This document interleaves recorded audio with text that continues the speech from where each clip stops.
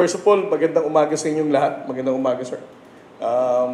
Let me also take this opportunity to give you, well, basically the same updates that I gave yesterday. No, there are 4 Chinese Coast Guard vessels that we are currently monitoring sa Bajo de Masinloc. They are maintaining a distance of 24 nautical miles sa paligid ng Bajo de Masinloc, and there is also one China Coast Guard that is being traced by being tailed by the Philippine Coast Guard, BRP Cape San Agustin. Ang bow numbers nung 4 na China Coast Guard na nasa Bajo de Masinloc is China Coast Guard 5303, 3305, 4305, and 4202. At the same time, there is also a Chinese research vessel that I also mentioned yesterday na minomonitor tayo ngayon sa Bajo de Masinloc. The distance of the China Coast Guard that was reported na sinasabing nasa malapit na Manila Bay, but I had it corrected yesterday na it was actually off the coast of Zambales, and it's not actually in front of the mouth of Manila Bay. No? Currently, the distance of China Coast Guard 3105 is located at 40 nautical miles northeast of Bajo de Masinloc. Ibig sabihin, the distance is 80 nautical miles from Palawig Reef, Zambales. So these are the 5 China Coast Guard vessels that we are monitoring off the coast of Zambales, and the Chinese research vessel as well. Regarding the statement of the Defense Ministry, I think Secretary Gilbert Chodoro has already responded with the same statement. No? It is not us who's provoking anybody. It is not also the Philippine Coast Guard or the Philippine government that escalates the tension in the West Philippine Sea. The reason why tension is rising, it's because of their dangerous actions and illegal presence within our own exclusive economic zone. If there is one country that escalates the tension in the entire South China Sea, not just in the West Philippine Sea, that is the People's Republic of China, because they are deploying their China Coast Guard vessels and even PLA Navy warships, and this is the source of the tension. For the Philippine Coast Guard, we are not doing anything that provokes any countries in the region. Commodore, yung kinote ni kasamang Butch na statement ng Defense Ministry ng China sa mapanganib at mabilis na pagmamaniobra ng mga skippers ng Philippine Coast Guard, hindi ho ba yun na yan, no? Papuri sa kasanayan, skills ng ating mga Coast Guard personnel? Well, we can put it that way, no? Siguro they are really giving high regard sa ating mga commanding officer ng barko, and perhaps that is something that they really should learn from. That no matter how modern, how big their warships and Coast Guard vessels, if they lack enough seamanship skills, collision like what had happened last Monday will always be possible. So imagine, isang modernong barkong panggera na I-suppose equipped with AESA radars at ganoon din yung kanilang mga modernong Coast Guard vessels, nadali ng mga Pinoy. I-correct ko lang, sir, hindi natin nadali. Sila yung nagdalihan. Sila nagdalihan. Nanusutan ng Pinoy. Sila yung nagdalihan. Mamaya sabihin na naman nila, nadali natin sila. Sila ang nagdalihan, no? Hindi tayo ang nakadali sa kanila. Di ba yung presence ng isang destroyer sa West Philippine Sea is a sign of parang escalation by China of yung dispute? Well, gaya ng sinabi ko, sir, no? Ang pagtaas ng tension sa West Philippine Sea and the most recent incident in Bajo de Masinloc is caused by China. Right now, this is the second time that they have used PLA Navy warship, no? Para i-harass ang Philippine Coast Guard vessel. Siguro, bigyan ko lang ng context kung gaano kagaling yung mga skippers ng Coast Guard. Yung barko natin, fraction lang ang cost kumpara dun sa barko ng Chinese Coast Guard. Yung cost ng barko ng China Coast Guard ay fraction lang ng cost ng barkong panggera ng Chinese Navy. Mas mabilis para yung kanilang barko, mas moderno ang gamit kumpara dun sa atin, and yet hindi nila naipit silang nagkabungguan in the process. So, ano pong binigyan ng award? Yung mga crew ng barkong yon. Pero normal ba yan na makukusay yung mga ating mga skippers? Well, in selecting the Coast Guard vessel that we deploy in the West Philippine Sea, the guidance of the Commandant, Admiral Ronnie Hilgavan, is always to make sure that they have competency and good seamanship skills. No? Kaya kung mapapansin mo, nyo sir, no? Paulit-ulit lang yung different bow numbers na ginagamit natin dito. Particularly, for example, Teresa Magbanwa, BRP Cabra, because the skippers and the crew of these vessels are highly competent, and we have to make sure that they can be able to evade such dangerous maneuver and illegal actions on the part of the People's Republic of China. Meron bang drone video na magpapakita kung actually ano yung pangyayari? Para kasing yung mga pictures don't convey the entire picture, the entire story dun sa ano nangyari. May destroyer, merong Coast Guard, tapos yung sa atin. Ano talaga yung ano? Actually, sir, simula nangyari tong insidente na to, kayo pa lang ang nagtanong sa akin yan. Since last Monday. I think most of the media friends are always aware, no, na meron tayong drones. But this time around, we were not able to launch drones. It's because we believe that it's the Chinese who are blocking our drones to take off. So hindi tayo nakapagpalipad ng drone para makuhaan itong insidente na to, and also to document the illegal actions of the People's Republic of China. This is the first time that I'll be disclosing it to the public, no, that we were not able to launch our drones. It's because we are suspecting that the Chinese have jammed the signal for us to bring our drones out to take videos and photos. Baliktarin ko po ang tanong. May ginawa ba kayo kung bakit wala rin drone ng China ang lumilipad? Ano, sir? May ginawa ba naman kayo kung bakit wala rin Chinese drone na lumilipad sa insidente yan? Tingin ko, sir, may drone sila. Ayaw lang nilang ilabas yung kuha ng drones nila. So, hinahamon pa silang ilabas yung drone Yun para ang papakita malaman. ng ano talaga yung nangyari. Pero stills lang ano natin, di ba?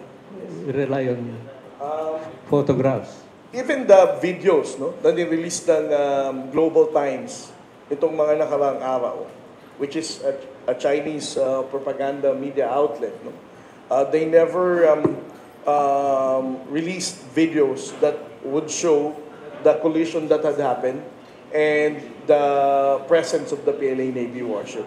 Dun sa nirelease ng Global Times, it's only focused on the China Coast Guard 3104 and the Philippine Coast Guard Vessel 4406. Well, the main objective of the Chinese government, no, in deploying their China Coast Guard vessels in different parts of Luzon is actually to normalize their presence and also to operationalize their 9, now 10-dash line. No? So, hindi sila nag-overlap pa. What they're actually doing is they are normalizing their presence because it falls within their illegal claim. The Congress and the Senate have been very supportive for the modernization and the capability development both of the armed forces of the Philippines and the Philippine Coast Guard. It is true that my uncle, Congressman Odi Tariela, was the one who filed the modernization of the Philippine Coast Guard last Congress. We are still hoping that once again that bill will be filed, of course, with the support of our Congress and our Speaker of the House. The same thing with Senate. I think it was Senator Jinggoy who filed also a counter bill supporting the modernization of the Coast Guard. But despite of that, no, even without the modernization having passed, I would still like to emphasize that the Congress and Senate for the past 3 years since President Bongbong Marcos took office have been very supportive of our capability development. This is the reason why we are now going to acquire more vessels from Japan, from France, and even for the acquisition of our firearms are all supported by Congress through GAA. So it is good that there should be a modernization law for the Coast Guard. But let me say na the Congress never stopped supporting our capability development. Sir JC po from TV5. Sir, yung lang binanggit nyo kanina, you suspect that China jammed signals, hence you were not able to fly launch drones. To be specific, noong August 11, Yes. nung mangyari yung banggaan ng dalawang Chinese vessel. Tama po? Yes, on that particular incident. Paano ba yun, sir? Talaga bang kada meron kayong gagawin sa West Philippines, talaga lagi ba kayo nakadrone? Yes, I think a lot of media who had the experience of being embedded sa ating Coast Guard vessel are aware that we always fly our drone, especially if we are subjected to dangerous maneuver, because we have to document it and then submit it to the National Task Force, and then at the same time, of course, release it to the public. But this time around, we were not able to launch our drones, and we suspect that there is a jamming of the signal that was conducted by the People's Republic of China. Tapos sir, for soundbite, kung totoo man na talagang ginam ng China, ano kayang pakay nila sa paggawa po nito? Well, obviously, the intent of the People's Republic of China in jamming the signal of our drones is because kung tayo nga, alam natin na ang intention natin is to get photos and videos, the more na alam din ng China na this information will also be released to the public. And buti na lang nga, na-jam nila. Kung hindi, na-document natin yung pagbangga nila sa isa't isa. Ano gagawin nyo nung malaman yung nadjadjam pala yung ating mga drones? Well, these are things that we are currently evaluating. How are we going to still launch our drones, no? And how can we be able to prevent the People's Republic of China from jamming the signal so that we can once again use drones. So, naiisip nyo magpalipad na lang ng old technology-driven hot air balloon na nakatali sa nylon cord? Wala sir, hindi pa namin naisip. Question, PTV4. Sir, hingi lang po ko ng soundbite ginaya. Mayroon po kasi nga, nabasa akong article, Shenwan.net, parang Chinese news siya. Sabi dito, nag-intrude daw yung Philippine vessel sa China Sea, nagpretend daw na nagsusupply ng fishing boat. Ano po ang thoughts niyo doon po? Well, first of all, we're not encroaching within our own waters. No? We do not recognize the illegal claim of the People's Republic of China. I say it is illegal because this was already resolved by the 2016 arbitral award.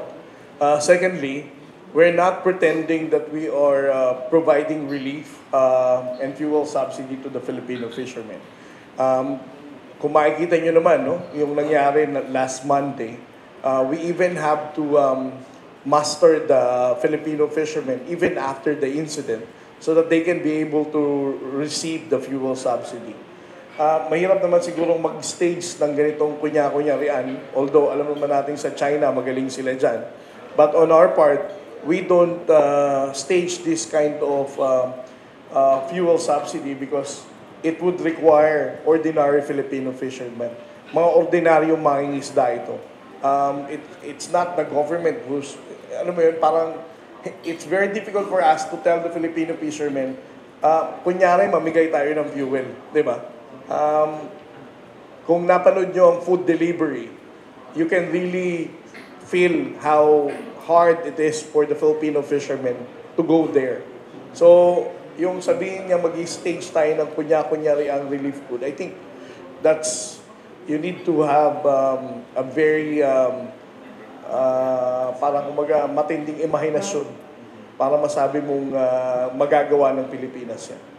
Sir, isa na lang. Sinasabi pa nila na they will continue to protect their national territory, including the maritime rights and interests. What's your thought about this? the weird part on those kind of statements of the People's Republic of China is that they are also highlighting sometimes international law and UNCLOS, but they're not actually applying those international law with their claims. No? Kahit ano pang sabihin nila, their claims in the entire West Philippine Sea is invalid and illegal. Paano tayo magbabayad? Sila nga nagbanggaan. Di ba? I mean, parang hindi ko din magets yung mga statement na ganyan. I mean, sila nagbanggaan sa isa't isa, bakit tayo magbabayad? Meron ding statement eh. Sabi nila, magagalit na daw ang China because of the incident that happened. Bago sila magalit sa Coast Guard, dapat pagalitan nila yung mga CEO ng barko nila, no? The skippers ng barko nila. Because it's actually their recklessness and their dangerous maneuver that resulted to collision. But kidding aside, we are not going to pay any accountability for such incident. It's their own doing. It is their illegal actions that resulted to such collision. May lumalabas po na Pinoy pa naman itong mga vloggers na ang sinasabi, iniligtas ng Chinese Navy sa kapahamakan ang barko ng Philippine Coast Guard by blocking the oncoming Chinese Coast Guard ship. Paano po kayo magre-react sa ganun? Pinoy ito, ang dami nito ha. Hindi ito isang vloggers ang napanood kong ganito. Kasi minsan gusto kong malaman kung yung mga vlogger na to mga pro-China kasi kung pro-China ka, sasabihin mong we need to thank the PLA Navy dahil sinagip nila tayo from the China Coast Guard at sila nagbanggaan sa isa't isa. I mean, common sense. You're actually, kumbaga, counterintuitive siya. Hindi mo siya pwedeng sabihin pro-China kung nirescue tayo ng PLA Navy, di ba? Secondly, obviously naman, bakit tayo i-rescue ng PLA Navy, di ba? Right now, that's a PLA Navy warship. Why would they even intentionally ram their own Coast Guard vessel? And most importantly, we need to understand that Chinese government is not a democratic country. They don't care about human rights. They don't care about international law. So, the guidance to all these vessels that are illegally deployed within our own exclusive economic zone is to assert their illegal claims. And I don't think that anybody from these two parties, from China Coast Guard and the PLA Navy, will be pro-Philippines. Traitorship yun pag ginawa nila yun. Commodore, good morning po. Paulo po from BNC. Sir, yung reports na meron daw pong namatay because of the collision, can we confirm if there were any Chinese sailors based on your monitoring na aksidente or namatay because of that incident? Well, until now, we haven't received any official reports or official information transmitted to us by the People's Republic of China or the China Coast Guard or even the Chinese Embassy dito sa Manila. I don't think that they have issued a statement about the death of or an injury caused by the collision that happened last Monday. Apo. On the issue of reparations or payments, sir, in yung mga past incidents na involving Chinese and Philippine vessels, meron na po bang mga kumontak sa inyo para bayaran yung damages na nagawa ng Chinese ship sa mga barkong Pilipino? Well, una sa lahat, that will not go directly to the Philippine Coast Guard. Yes, of course, yes. It has to course to the proper channel, the diplomatic channel to the Department of Foreign Affairs. Dahil dito, gusto ko nga susugan yung statement ni Secretary of the Foreign Affairs, Secretary Lazaro yesterday, kung tayo magbabayad, sabi niya nga, kailangan muna nilang bayaran yung mga kinuha nila at sinira nila noong June 17 last year. So, that means to say, they still have a lot of accounts to settle, and it's not for us to pay anything to them. So we will not pay for their incompetence. Yes, actually, they should thank us because it's a learning experience.